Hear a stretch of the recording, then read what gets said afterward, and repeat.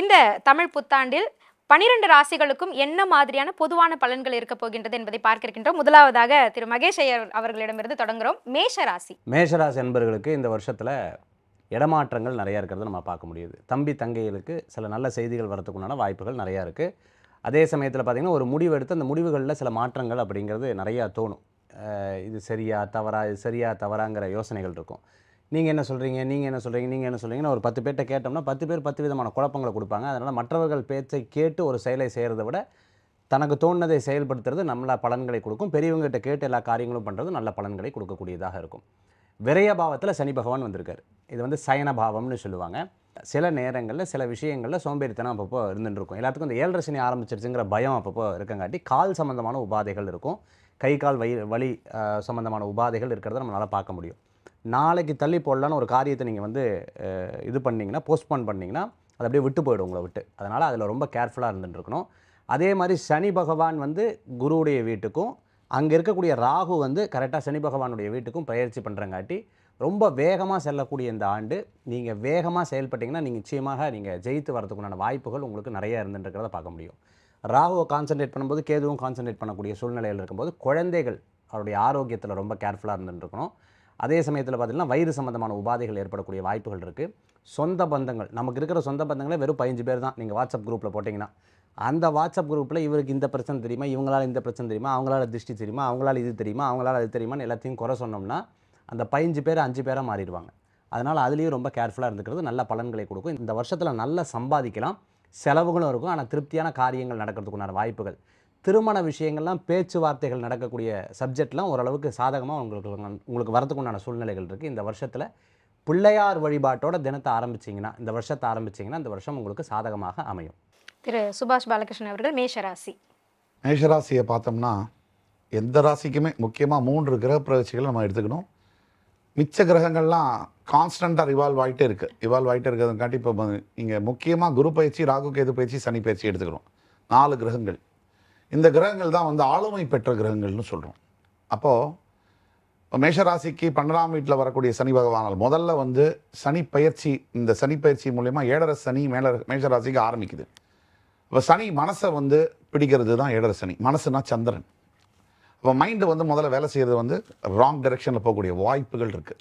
இதை அவாய்ட் பண்ணுறதுக்கு தியானம் பண்ணணும், நிறைய மெடிடேஷனில் வந்து இறங்கணும். டிவினிட்டி, இந்த வந்து ஆன்மீகம், இந்த சாமி, திருப்பி தெய்வீகம், இதுக்கு தான் வரணும், வேறு வழி கிடையாது. அப்போது மனசு வந்து சஞ்சலப்படுறதோ, மனசு வந்து டிவைடாக ஒர்க் பண்ணுறதோ, ஒரு மாதிரி வந்து ஒரு நிலை இல்லாமல் போகலாமா வேணாமா, செய்யலாமா செய்ய வேணாமா, பண்ணலாமா இல்லையா, இப்படி இது மனசு வந்து சஞ்சலப்படக்கூடிய வாய்ப்புகள் இருக்குது. முதல்ல வந்து நீங்கள் மைண்டை நீங்கள் கண்ட்ரோலில் வச்சுருந்தீங்கன்னு சொன்னால் உங்கள் சுற்றி இருக்கிறது எல்லாமே கண்ட்ரோலில் தான் இருக்கும். அப்போ அந்த மைண்டை கண்ட்ரோலில் விட்டுட்டீங்கன்னு சொன்னால் நீங்கள் அட்மாஸ்பியரில் இருக்கக்கூடிய எல்லாமே வந்து தப்பாகக்கூடிய வாய்ப்புகள் இருக்குது. அப்போ மேஷராசியில் வந்து நெகட்டிவாக சொல்ல, அந்த பாசிட்டிவ் சைடு என்ன அப்படின்னு பார்த்தீங்கன்னா பல விஷயங்கள் இருக்குது. Imports and exports related business பண்ணக்கூடிய மேஷராசி என்பர்களுக்கு மிகப்பெரிய ஒரு முன்னேற்றங்கள் இருக்கும். மருத்துவர் துறையில் இருக்கக்கூடிய மேஷராசி என்பர்களுக்கு மிகப்பெரிய ஒரு பாசிட்டிவ் ப்ராக்ரஸ் இருக்கும்.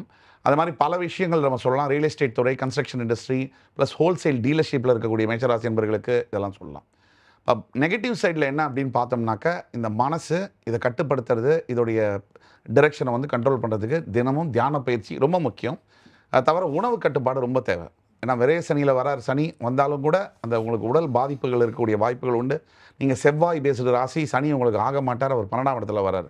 ஒரு விதத்தில் அவர் 12ஆம் இடத்துல வரக்கூடியது நல்லதுன்னாலும் இன்னொரு விதத்தில் அது கெட்டது.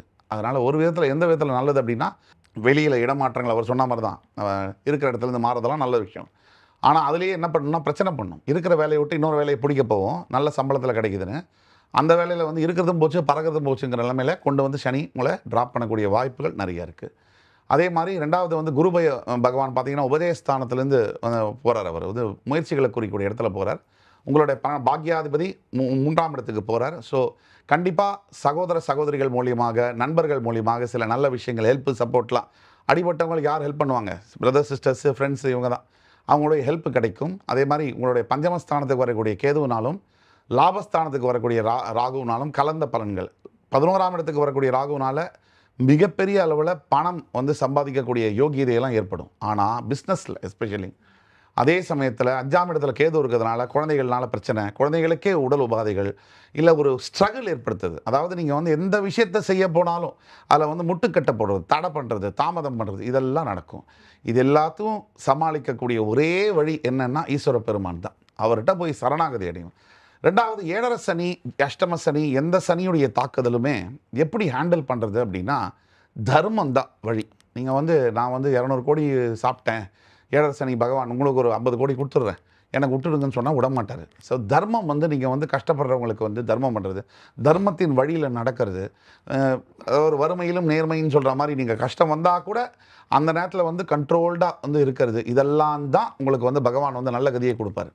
இல்லைனா அவர் வர்றதுக்குடைய காரணமே இந்த கோச்சார ரீதியாக 30 வருஷத்துக்கு ஒரு தடவை நல்லா வாழ்ந்தவனும் இல்லை கெட்டதவனும் இல்லை அப்படின்னு சொல்கிற மாதிரி உங்களை வந்து நல்லது செய்கிறவங்களுக்கு நல்லது செய்ய, கெட்டது செய்கிறவங்களுக்கு கெட்ட கர்மா பலன்களை கொடுக்க தான் சனி பகவான் வரார். அப்போ அந்த விதத்தில் நீங்கள் நல்லதை இப்பயாவது செய்ய ஆரம்பிச்சிங்கன்னா கொஞ்சமாவது அதுலேருந்து தப்பிக்க முடியும். மிக சிறப்பு. ஸ்ரீமதி பாரதி ஸ்ரீதர் அவர்கள் மேஷ ராசிக்கு எப்படி இருக்குமா?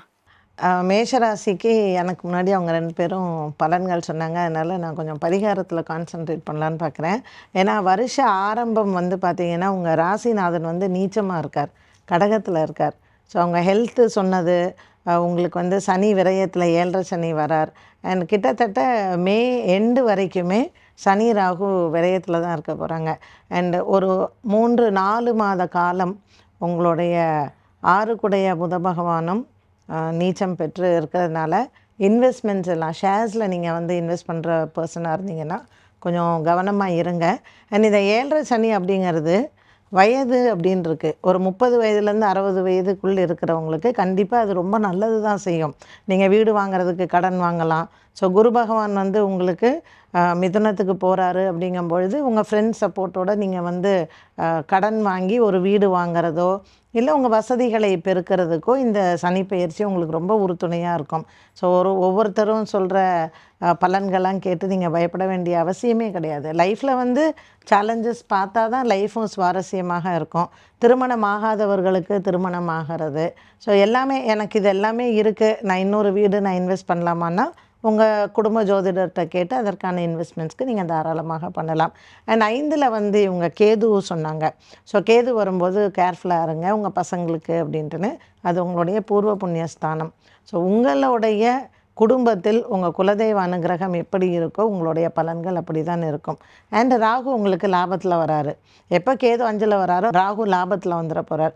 ஸோ நம்ம எப்படி பண்ணணும் அப்படின்னா பேலன்ஸ் பண்ணிக்கோங்க. உங்களுடைய இன்வெஸ்ட்மெண்ட்ஸாக இருக்கட்டும் இல்லை உங்களுடைய தாட் ப்ராசஸ் எல்லாமே பேலன்ஸ் பண்ணிங்கன்னா எந்த விதமான பயமும் இல்லை. ஸோ மொத்தமாக இந்த கிரக பெயர்ச்சிகளுக்கு இந்த வருடம் நான் என்ன தெய்வத்தை கும்பிட்டா நல்லதுன்னா உங்கள் குலதெய்வத்தை கும்பிடுங்க. எங்கெங்கே கிராம தேவதைகள் இருக்காங்களோ அங்கெல்லாம் பண்ணுங்கள். அண்ட் நிறைய பராமரிப்பு இல்லாத சிவன் ஆலயங்கள் நிறைய இருக்குது, அதுக்கெல்லாம் போய் ஏதாவது செய்யுங்க. இந்த கிரக பெயர்ச்சிகள் கண்டிப்பாக பெரிய அளவுக்கு எந்த பாதிப்புகளும் உங்களுக்கு கொடுக்காது. மிக்க நன்றிமா. ஜோதிடர் வேல்முருகன் அவர்கள் மேஷ ராசிக்கு எப்படி இருக்கு?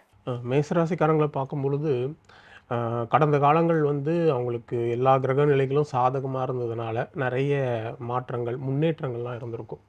ஆனால் இப்போ வந்து 7.5 சனியின் ஆரம்ப கட்டத்தில் இருக்கும் பொழுது அவங்களுடைய தனிப்பட்ட ஜாதகம் எப்பயுமே வந்து ஹைலைட்.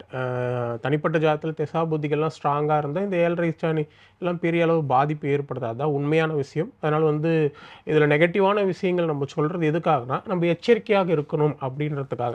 அதை வந்து யாருக்கு தனிப்பட்ட ஜாதகம் வீக்காக இருக்கோ அவங்களுக்கு இந்த 7.5 சனியோட பாதிப்பு அதிகமாக இருக்கும் என்பது உண்மை. அது வந்து எந்த மாற்று கருத்தும் கிடையாது.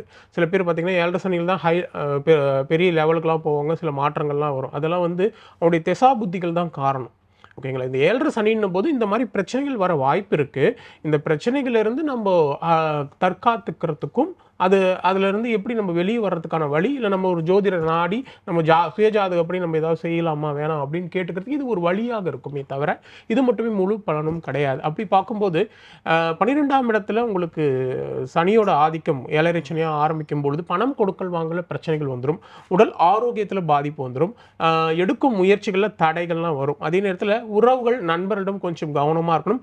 நமக்கு மிகவும் நெருக்கமானவர்கள் கூட நமக்கு எதிரியாகுவதற்கான வாய்ப்புகள், மறைமுக மறைமுகமான நமக்கு துரோகங்கள்லாம் நடக்கக்கூடிய வாய்ப்புகளாக இருக்கிறதுனால இந்த காலகட்டத்தில் முக்கியமாக மிகவும் கவனமாக இருக்குது. முக்கியமாக இந்த வியாபாரத்தில் இருக்கிறவங்க, பிஸ்னஸ் பார்ட்னர்ஷிப்பில் இருக்கவங்களாம் இந்த காலகட்டத்தில் வந்து கொஞ்சம் எச்சரிக்கையாக இருக்க வேண்டிய காலகட்டமாக இருக்குது. அதே மாதிரி எந்த முயற்சி எடுத்தாலும் முதல் முறை வந்து வெற்றி அடைஞ்சால் கொஞ்சம் இன்னும் எச்சரிக்கையாக இருக்கணும். முதல் முறை வெற்றி அடையக்கூடிய எந்த முயற்சியும் பிரச்சனையில் போய் முடிக்கக்கூடிய நிலை இருக்குது. அதனால் வந்து எடுக்கிற முயற்சியில் தோல்விகள் வந்தாலும் விடாமுயற்சியாக 1, 2, 3வது முறை வெற்றி ஆகக்கூடிய அனைத்து விஷயங்களும் சக்ஸஸ் ஆகக்கூடிய நிலை இருக்குது.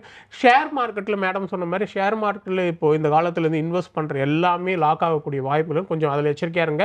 இருந்தாலும் பொருளாதார நிலை ஒரு நல்ல முன்னேற்றம் நிச்சயம் உண்டு.